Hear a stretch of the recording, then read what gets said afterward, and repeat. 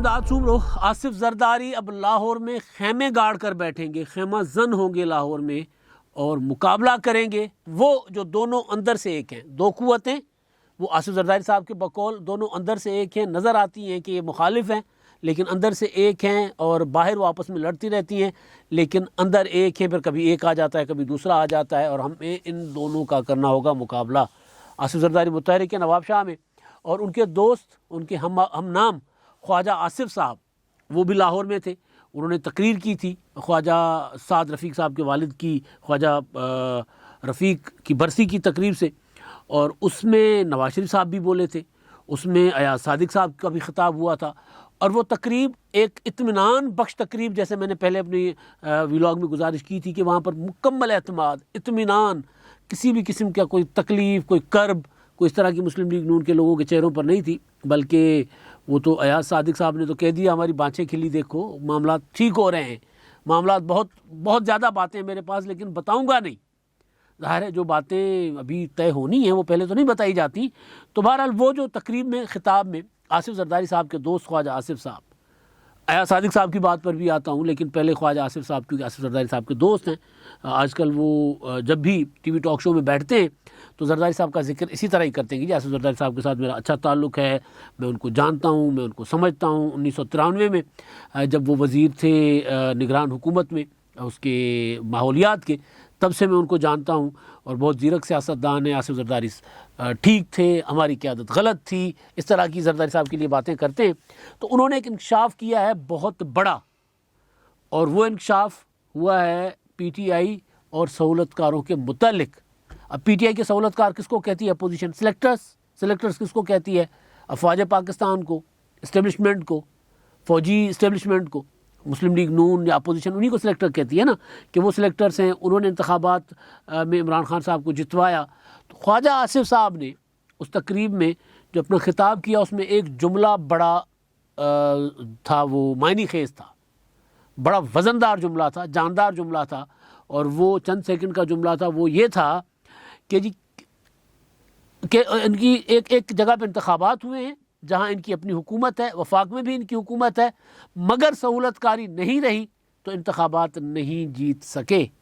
इसका मतलब ये है कि नवाज शरीफ साहब ने जो कहा था मौलाना फजलुर रहमान साहब को कि 20 नवंबर के बाद का पाकिस्तान है, ज़रा हमें आइंदा कुछ महीने इंतज़ार करना होगा, किसी बड़ी तहरीक में, किसी बड़े कदम उठाने से पहले, तहरीक में जाने से पहले हमें इंतज़ार करना होगा। ये खबर मैंने आपको दी थी कि मौलाना फजलुर रहमान साहब लॉन्ग मार्च चाहते थे, और उससे पहले नवाज शरीफ साहब ने अपनी पार्टी के उन लोगों को जो लॉन्ग मार्च के हक़ में थे, उन लोगों को जो चाहते थे कि अब हमें ज़रा इंतहाई कदम उठाना चाहिए, उनको नवाज शरीफ साहब ने कहा था कि नहीं, अभी नहीं, अभी ये नया सेट अपना अफसरान आ रहे हैं, ये बैठेंगे, इनको सेट होने दें, इनका पता चले कि ये किस मिजाज के हैं, सियासी मिजाज है इनका, नहीं है, गैर जानिबदार हैं, जानिबदार हैं, पता चले, उसी मुताबिक हम फिर अपना आगे बढ़ेंगे। तो वो फिर ज़ाहिर है अब उनके आने के बाद 20 नवंबर के बाद जो हालात तेज़ी से बता रहे हैं कि इमरान खान साहब को, वो जो मैं अक्सर कहता हूँ कि आपको मतलूबा सहूलत मुयसर नहीं है, वो इमरान खान साहब की आजकल वो चल रही है वीडियो जिसमें वो रो रहे हैं, कह रहे हैं कि जी जनरल साहब मैं इलेक्शन हार रहा हूँ, मुझे जितवाओ। वो बेसिकली नकल उतार रहे थे, नकलें उतारने के माहिर हैं, नकल उतार रहे थे ख्वाजा आसिफ साहब की। ख्वाजा आसिफ साहब ने कहा था कि जी मुझे इलेक्शन हरवाया जा रहा था और मैंने आर्मी चीफ साहब को फ़ोन किया था, फिर उन्होंने मुदाखलत करके मेरा इलेक्शन रिग होने से बचाया था, धांधली होने से बचाया था। तो उस पर इमरान खान साहब ने उनकी उतारी थी नकल।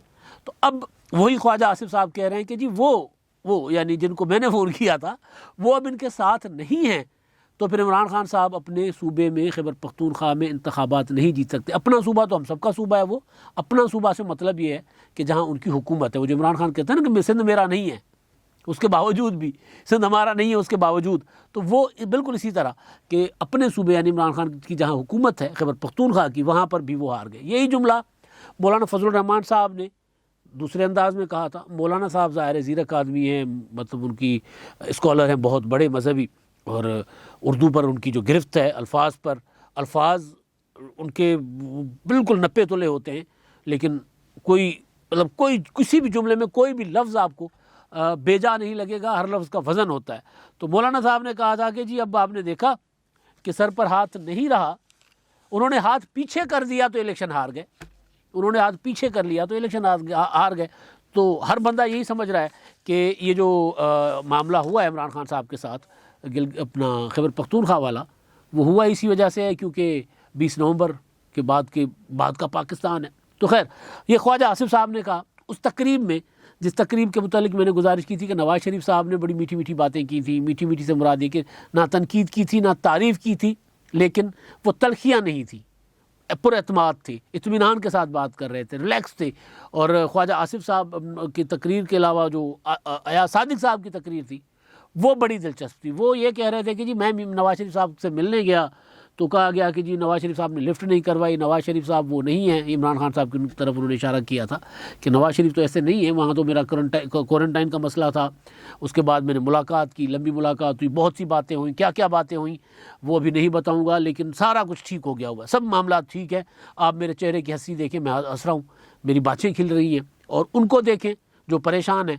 तो वो जब मैं सुन रहा था तकरीब के बाद, मैंने वो उनकी तकरीर सुनी थी, तो वो जब मैं तकरीर उनकी सुन रहा था, आजकल यूट्यूब पे सारा कुछ पड़ा होता है तो आप किसी वक्त सुन लो, तो ये नहीं होता कि तकरीर चल रही है तो भी खिताब सुनो। तो वो मैंने तकरीर जो सुनी अयाज सादिक साहब की, तो मुझे लग रहा था कि वो जो बातें चल रही थी कि अयाज सादिक साहब फहरिस्त लेकर गए हुए हैं, अयाज सादिक साहब नवाज़ शरीफ साहब को एक फार्मूला देकर आए हैं, अयाज सादिक साहब ने तहरीक अदम एतमाद इन हाउस तब्दीली पर जो बात की है उसके मुतालिक खबरें थी कि जी नवाज़ शरीफ साहब ने मायूस करके वापस कर दिया। मैंने गुजारिश की थी कि नहीं, अयाज सादिक ने नवाज़ शरीफ साहब को अपनी बातें उनके सामने रखी हैं, उनको बातें बताई हैं, उनको ब्रीफ किया है। अब अयाज सादिक साहब दोबारा जा रहे हैं, वो खुद कह रहे हैं, ब्रीफ की थी और उसके बाद नवाज़ शरीफ साहब ने सुना था और उसको रिजेक्ट नहीं किया था। अब वो दोबारा जा रहे हैं, जो खुद उन्होंने कहा अपनी तकरीर में अयाज सादिक ने कि जी मैं दोबारा जा रहा हूँ और अब मैं जा रहा हूँ वहाँ से कुछ और नहीं लेने जा रहा, नवाज़ शरीफ साहब को वापस लाने जा रहा हूँ। तो नवाज़ शरीफ साहब ने खुद भी कहा था कि जी मैं जल्द पाकिस्तान में मुलाकात करूँगा आपसे। उसका मतलब ये था कि वो हालात बेहतरी की तरफ जा रहे हैं। लेकिन नवाज़ शरीफ साहब के मुतालिक अगर कोई ये कह रहा है कि नवाज़ शरीफ साहब कल परसों तरसों आएंगे, ऐसा नहीं होगा।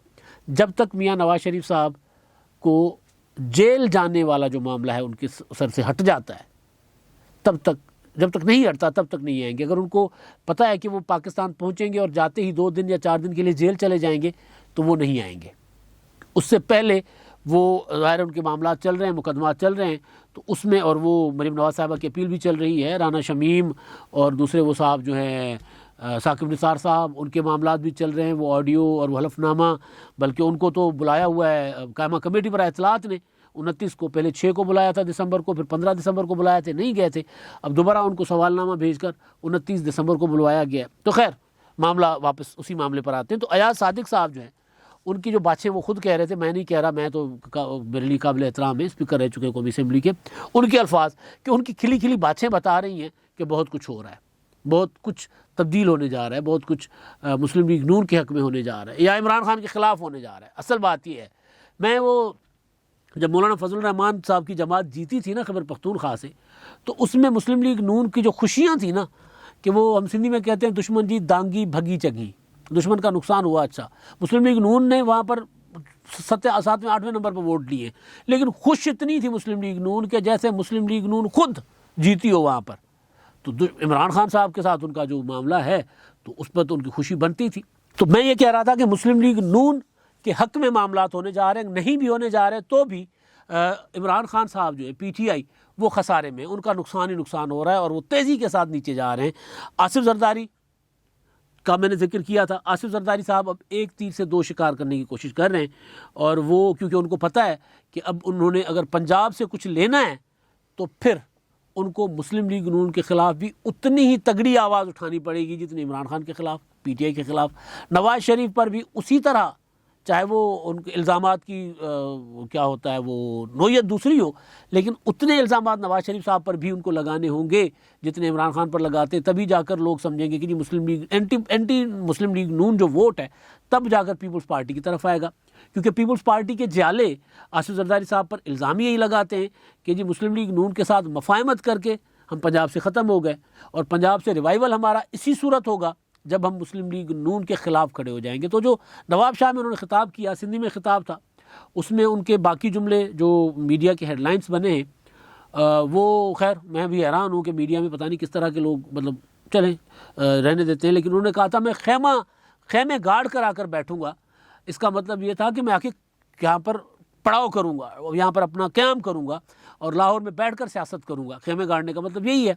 और वो पता चला कि आसिफ जरदारी ने कहा खेमे लगाकर एहतजाज करूँगा। मैंने जब वीडियो सुनी, आसिफ जरदारी साहब का खिताब सुना, तो मैं कहा यार ये मतलब अक्सर आप देखेंगे वेबसाइट्स पर और टीवी हेडलाइंस पर लगा हुआ है खेमे लगाकर एहतजाज। तो मैंने सोचा कि कहीं आसिफ जरदारी जो है वो उस तरह तो नहीं करेंगे जिस तरह शहबाज शरीफ साहब ने किया था जब 2008 और 13 की हुकूमत के दौरान मीनार पाकिस्तान पे पूरा सेक्रेटेरिएट उन्होंने मुंतकिल कर दिया था। वहाँ खेमे लगाकर पक्खियाँ जला करते थे बतौर सीएम, और वहाँ पर वो वहाँ पर काम पूरा सुबह वहाँ से चलाते थे एहतजाजन के लिए। हमारे बिजली की लोड शेडिंग के ख़िलाफ़ एहतजाज करते थे वो। और किसी भी पाकिस्तान की तारीख में किसी भी सीएम का एहतजाज का जो शदीद एहतजाज था ना, वो शहबाज शरीफ साहब के ज़माने में हुआ था। फिरोजपुर रोड पर शहबाज शरीफ साहब की क़यादत में, पंजाब में वज़ीर आला हैं और उनकी क़यादत में जुलूस निकल रहा था और लोग टायर जला रहे थे।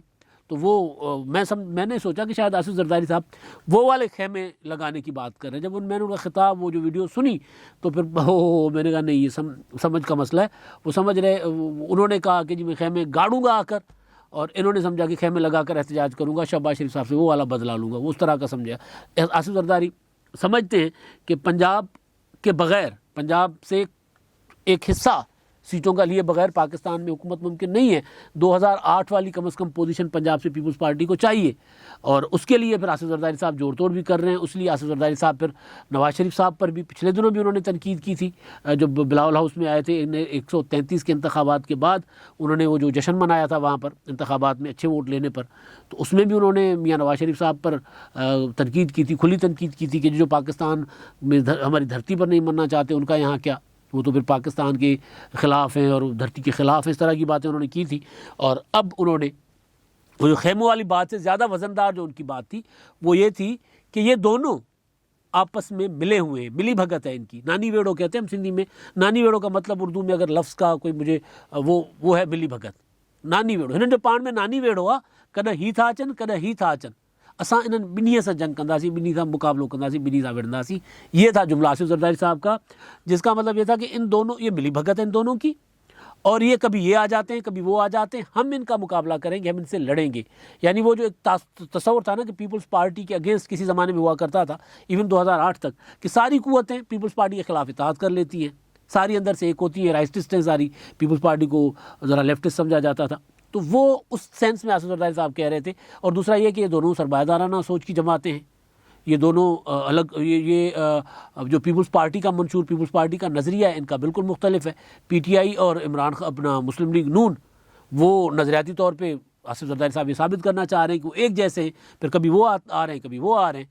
तो वो कह रहे हैं दोनों से हम मुकाबला करेंगे। तो असल में आसिफ जरदारी साहब जो है वो कर रहे हैं अपनी पार्टी को स्ट्रेंथन करने की कोशिश कर रहे हैं पंजाब में। उसके लिए कह रहे हैं कि मैं आके खेमे लगाऊंगा, खेमे गाड़ूंगा, यानी बिलावल हाउस में बैठूंगा। वैसे खेमे डालने की ज़रूरत नहीं, बिलावल हाउस इतना खूबसूरत, इतना शानदार महल मौजूद है आसिफ जरदारी साहब का। तो खेमों का मतलब ये नहीं है कि प्रॉपर वाकई तंबू और टेंट लगा कर बैठेंगे, टेंट शेंट नहीं लगाएंगे, लेकिन यहाँ आकर बैठेंगे। जिस तरह NA 133 वाला आसिफ जरदारी साहब ने यहाँ बैठ कर रिजल्ट लिया था, यहाँ पर मौजूद थे। रोज़ाना जितने लोगों को ड्यूटियाँ लगी थी, रोज़ाना उनसे ख़ुद रब्ता करके उनसे पूछते थे कि क्या प्रोग्रेस है, क्या हालात जा रहे हैं, कहाँ कमी है, कहाँ कोताही है, क्या चाहिए, वो सारा कुछ पूरा कर रहे होते थे। तो इसी तरह वो बल्दियाती इंतखाबात और आइंदा आम इंतखाबात के लिए भी करेंगे। और इमरान खान साहब बल्दियाती इंतखाबात के हवाले से, और वो जो मैं इत्मीनान की बात कर रहा था ना कि वज़ीर आज़म साहब लाहौर में थे और उनकी तकरीर जब वो कर रहे थे तो उनके चेहरे पर रौनक नहीं थी। नवाज शरीफ साहब जलावतन में बैठ थे और उनके चेहरे पर रौनक थी। वो बल्दियाती इंतखाबात की परेशानी इमरान खान साहब को, और बल्दियाती इंतखाबात के लिए इमरान खान साहब यहाँ पर क्या करके गए वो कल सुबह के व्लॉग में मैं आपको बताऊँगा। और उसमें एक और बड़ी खबर भी है, पैसे की, किसने कितने पैसे लिए, किस पर कितने पैसों का टिकट बेचने का इल्ज़ाम है, वो अगले व्लॉग में। अब तक के लिए इतना ही। अल्लाह।